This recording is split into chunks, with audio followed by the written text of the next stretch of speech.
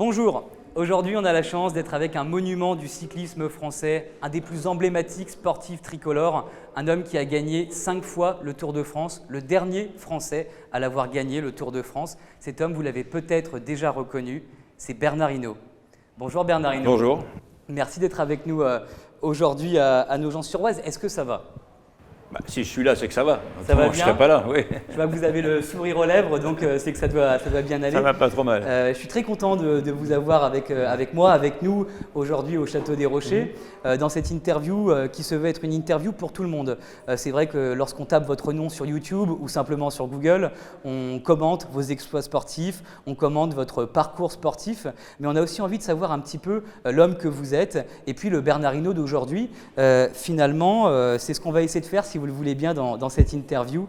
Bernard Hinault, merci encore d'être avec nous, ça nous fait chaud au cœur et merci de nous accorder du temps pour cette interview. Pas de problème. Alors vous êtes champion du monde de cyclisme sur route, quintuple vainqueur du Tour de France, on le disait, le Tour de France que vous avez remporté dès votre première participation en 1979 alors que vous aviez 78. Seulement 25 ans. 78. C'était en 78 et vous aviez donc encore plus jeune, 24 ans. Ben oui. Assez impressionnant. Vous avez gagné 3 fois le Tour d'Italie, le Giro, Ouais. 2 fois le Tour d'Espagne, pour ne citer que quelques exemples, ceux qui parleront le plus au grand public. Mais en somme, vous êtes arrivé en tête de 216 courses entre 1975 et 1986. 216 victoires, ça en fait des bouquets. Ça fait quelques bouquets pour madame, oui. Mais pas tous, parce que quand on est sur le tour, on ne rentre pas à la maison tous les soirs. Hein. Donc on le donne soit aux hôtesses, quand il y a des hôtesses, ou à l'hôtelière, quand on avait... C'était pas les grands hôtels comme aujourd'hui, c'était des petits hôtels de famille. Et c'était sympa d'offrir ce bouquet à la personne qui nous recevait. Et les bis, par contre, vous les preniez, vous ne pouviez pas les transmettre. Mais les rendre peut-être. Non, ça se vend pas. Alors, ça fait maintenant 40 ans que vous vous êtes retiré de la compétition. On a envie de savoir un petit peu, c'est quoi votre quotidien aujourd'hui, Bernard Hinault ? Eh ben, comme disent les Belges, je suis un pensionné. C'est quand même pas mal. Je prends le pognon des autres. Non, bon, j'ai plein d'activités, des opérations comme aujourd'hui. J'ai 2 petits-fils avec qui je passe beaucoup de temps parce que c'est très important pour moi. Donc non, je suis bien occupé, ça va pas mal.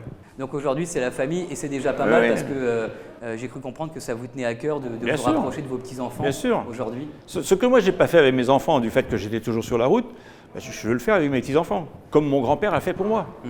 Donc je vais leur retransmettre le maximum de savoir, de ce que j'ai pu emmagasiner de mon grand-père, le retransmettre à mes petits-enfants. Votre grand-père qui était agriculteur ? Qui était agriculteur, qui était un personnage fabuleux. Et il m'a tellement marqué que j'ai envie de faire la même chose. Bien sûr. C'est des moments qui sont précieux. Vous leur transmettez aussi votre goût pour le vélo, votre goût pour le sport. Pour le sport, parce que ça c'est le plus important, c'est le sport. Qu'ils pratiquent un sport, c'est déjà très important. Ouais. Vous leur transmettez aussi à vos petits-enfants le goût de la terre, le goût des belles choses de la vie. Les belles choses de la vie, parce qu'on a quand même cette chance en France d'avoir un beau territoire. On a des beaux monuments, moi, j'habite pas très loin de la mer, donc quand on va à la mer, on peut leur expliquer plein de choses. Non, c'est génial. Ce beau territoire, vous l'avez observé aussi aujourd'hui dans la campagne oisienne, isarienne. On m'a dit tout à l'heure que vous étiez parti en repérage sur le circuit des Boucles de l'Oise. Ça fait depuis 1979 que vous n'aviez pas observé ces routes du département de l'Oise quand vous avez gagné. Je suis venu avec le Tour de France. Il y a eu des étapes, des passages de Tour, donc je suis venu avec le Tour. Mais quand on est passé à des endroits, on reconnaît un petit peu le territoire, on sait que c'est pas facile. On a été voir quelques côtes, là, c'est pas mal. Il y a du vent, il y a plein de choses. Non, pour des juniors, il y a de quoi vraiment s'exprimer.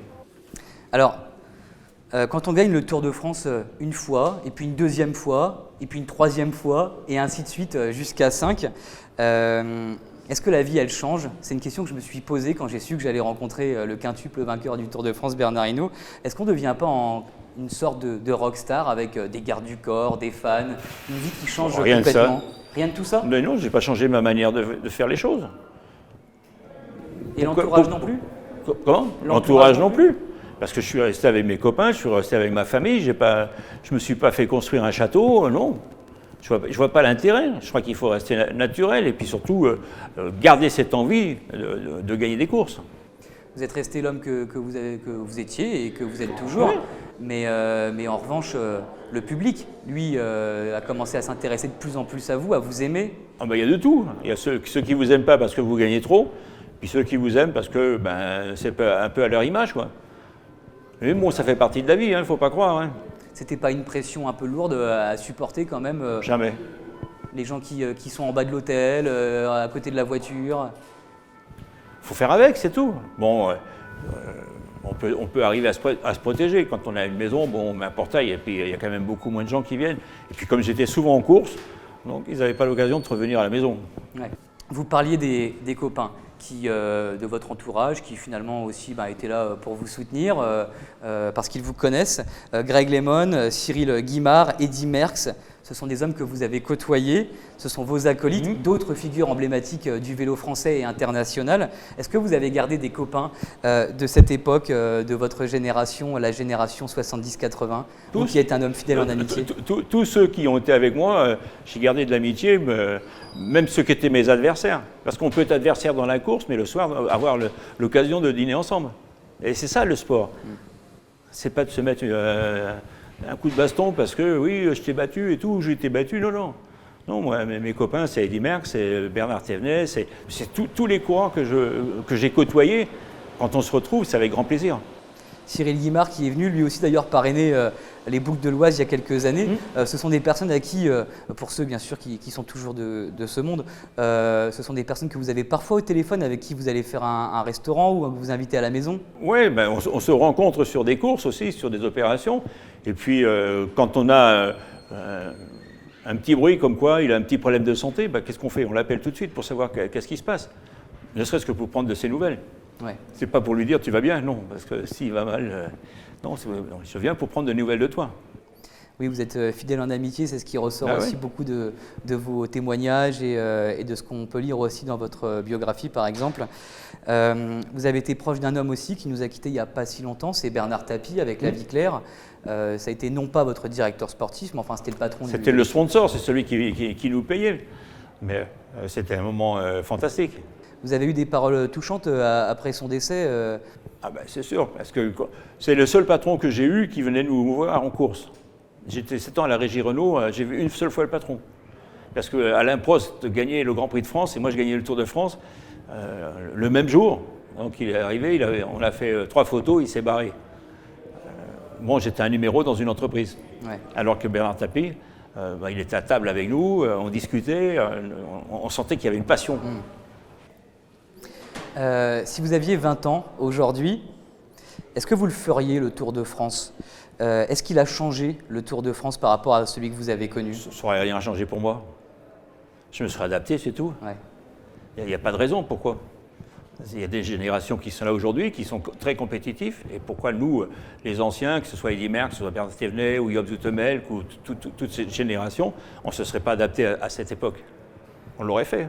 Donc les coureurs d'aujourd'hui sont des coureurs valeureux. L'organisation, elle, j'ai lu une fois que vous trouviez que le Tour de France était embourgeoisé. Non, il a grandi entre la première année où moi je suis rentré chez ASO, donc en 86, fin 86, et 2 ou 3 années après, il y a eu le village qui a été créé, la télévision est arrivée, tout ça, c'est amélioré, les conditions de vie des coureurs aussi, les hôtels, parce que dans les années 80, il n'y avait pas tous les hôtels, toutes les chaînes d'hôtels qu'on a en France. Il y a plus d'argent qui est arrivé dans le Tour de France. Bien sûr. Je ne sais pas pour autant s'il est autant suivi qu'il l'était si c'est une compétition aussi populaire qu'elle l'était dans les années 70-80. Vous pensez à partir du moment où on a un champion français, quand Julien, il a eu 2 ou 3 années où Pinot a eu pareil, des années où il marchait, tous les gens sont derrière. Et ce qui nous manque aujourd'hui, c'est un coureur ou 2 ou 3 coureurs qui sont capables un peu de tirer les autres, et puis les spectateurs qui sont derrière la télévision au bord de la route vont dire ah bah oui c'est lui quoi. Et justement alors la nouvelle génération de coureurs cyclistes. On est un peu triste, on n'en a pas. On a des bons petits coureurs. Mais on n'a pas le coureur qui peut jouer dans la grande place avec les Pogacar, avec Vingegaard, avec Remco Evenepoel. On n'a pas. Donc c'est comme ça. Moi je les compare avec... les autres sont des 1000 cm3, nous on a des 750. Vous êtes dans la compétition, vous faites quoi? Avec une 750, vous ne pouvez pas à la hauteur du 1000. Hein. Ce sont des athlètes hors normes, et puis c'est comme ça. Hein. Alors justement, les jeunes, ils ont toute leur place dans les boucles de l'Oise puisque c'est une course pour les jeunes, il y a aussi une course féminine. C'est important pour vous de soutenir la nouvelle génération et plus largement aussi de soutenir, j'ai envie de dire, les courses locales comme celle-ci. Ça vous tenait à cœur de venir à Nogent-sur-Oise aujourd'hui sur l'invitation? Il faut encourager les dirigeants, ceux qui l'organisent, parce que ce n'est pas évident. Avec tous les problèmes administratifs que l'on peut avoir, les autorisations, les finances. On est quand même dans une période un peu difficile économiquement. Donc, ce n'est pas facile pour eux. Et je tire mon chapeau à ces gens-là. Donc, c'est pour ça qu'il faut les encourager et dire bravo. Je vous propose qu'on fasse un petit jeu rapide ensemble, si vous le voulez bien. Votre surnom, c'est le blaireau. Tout le monde le sait. C'est un surnom que vous revendiquez parce que c'est un animal féroce, tenace, combatif. Je vais vous afficher derrière moi. Ah ben, ça y est, ils y sont. Vous les aviez depuis le début en fait. Une liste d'animaux auxquels on prête certains traits de caractère, en lien avec une fable ou une expression. Par exemple, la cigale est paresseuse, la fourmi est travailleuse. Si vous le voulez bien, Bernard, je vous propose, pour aider celles et ceux qui nous regardent, qui regardent cette vidéo, pour les aider à mieux vous connaître, d'en choisir 3 dans lesquels vous vous reconnaissez. Et ce qui est amusant, c'est que je n'ai pas mis l'expression ou la fable en dessous, et donc ça peut aussi être sujet à interprétation. L'aigle. L'aigle? Ben oui. Alors le premier, c'est l'aigle. C'est un rapace, c'est lui qui attaque, qui se fait. Après les autres, il y a le requin aussi. Ah oui, carrément? Eh ben oui, le requin, il ne faut quand même pas oublier qu'il croque quelques bonhommes, ou des femmes. Donc quand on est dans la compétition, c'est la même chose. Hein.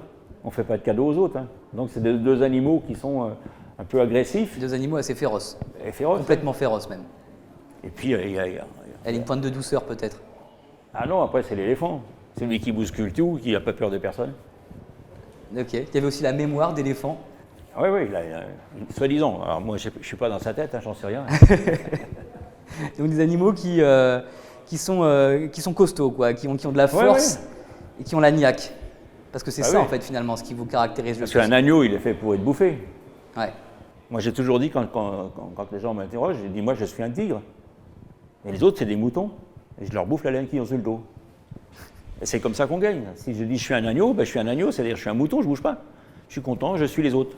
Mais c'est vrai que c'est ce qu'on dit de vous, hein, ces adjectifs, ces qualificatifs, un homme combatif, un gagnant, etc.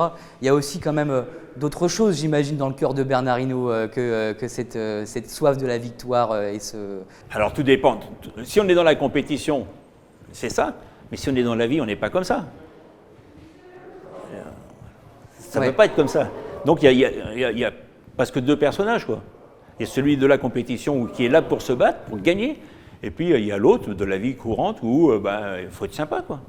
On le disait, 11 ans de compétition, 40 ans dans la légende, 70 ans de vie. Hein, vous avez fêté vos 70 ans il n'y a pas très longtemps. Est-ce que vous avez une fierté à nous partager, Bernard Hinault, avec tout ce vécu qui est le vôtre? La fierté, c'est d'avoir donné du bonheur aux gens. Quand vous gagnez, les gens se retrouvent un peu à l'intérieur, comme si c'était eux, quoi. Un peu comme quand le PSG gagne ou quand l'OM avait gagné la Coupe d'Europe. Les gens, ils sont là, ça leur appartient presque. Donc au moins, tu as servi à quelque chose, tu as donné du bonheur à des gens. Donner du bonheur à des gens, c'est la fierté d'une vie, un regret peut-être. Le regret, c'est peut-être une course que je n'ai pas gagnée, que j'aurais aimé gagner. Bon, les circonstances ont fait que ça ne s'est pas passé. Bon, c'est comme ça, c'est tout, on ne changera rien. D'ailleurs, je ne le refais pas maintenant. Et une envie alors maintenant, pour, j'ai envie de dire, le jeune retraité que vous êtes, encore? Bon, c'est de bien vivre, de ne pas être malade et de mourir à 100 ans. C'est pas mal, non? Parce qu'on a eu un champion, un ancien qui est mort à 104 ans, donc il faut que je le batte, quoi. Alors moi, je vous souhaite d'avoir une aussi longue vie que ce champion. Mais en bonne santé. Hein. Et en bonne santé. Si il meurt et tout le reste, c'est pas la peine. Hein. Ouais. Et justement, en fait, c'est intéressant que vous en veniez à ce point-là. Je vais vous poser une question. Alors, c'est une question qui est d'actualité, sur un sujet qui est d'actualité. Je sais que vous avez connu des moments de joie, mais aussi des moments de peine.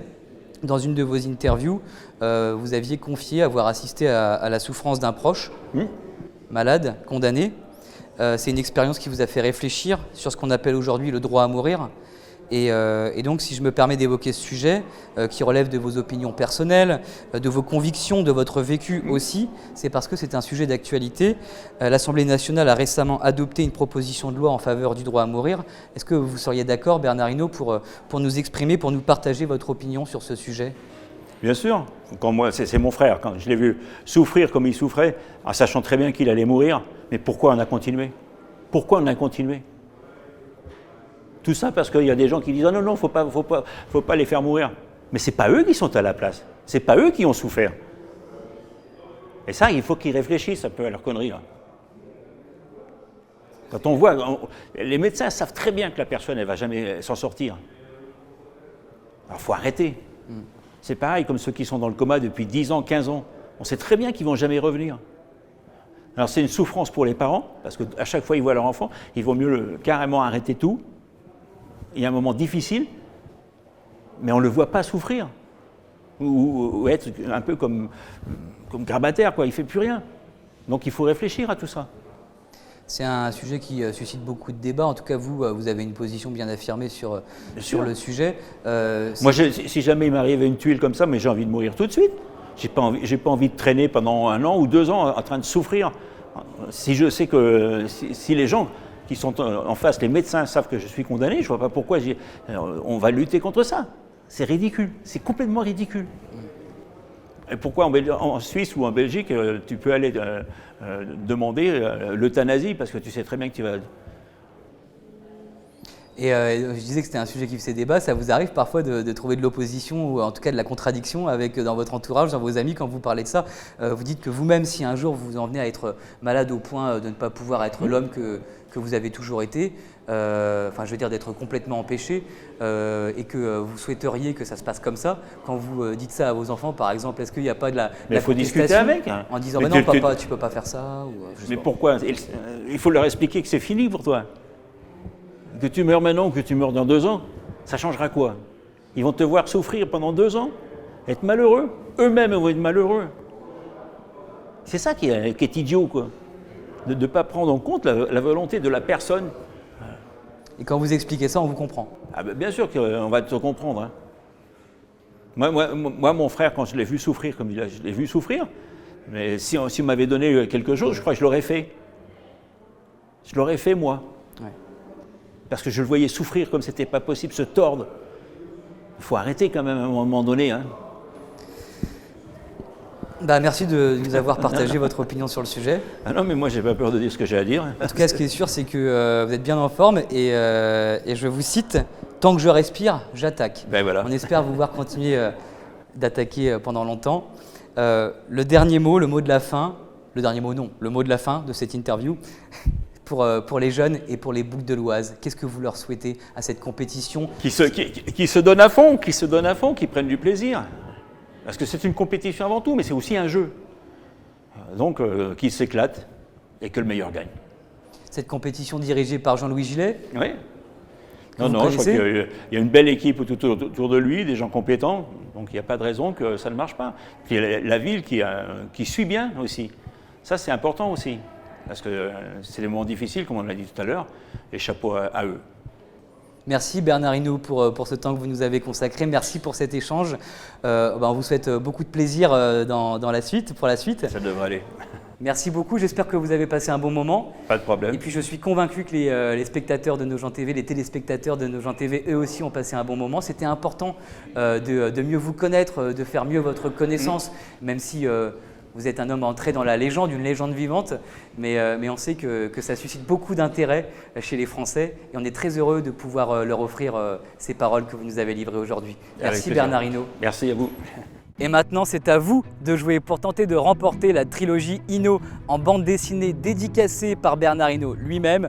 Commentez cette vidéo sur YouTube. Dites-nous ce que vous en avez pensé, réagissez aux propos de Bernard Hinault ou adressez-lui tout simplement un message amical. Un tirage au sort sera réalisé et viendra désigner celui ou celle qui repartira avec ce bel objet personnalisé de la main de Bernard Hinault lui-même.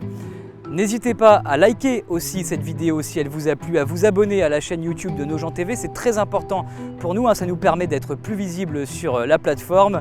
En tout cas, merci d'avoir regardé cette interview et à bientôt sur Nos gens TV.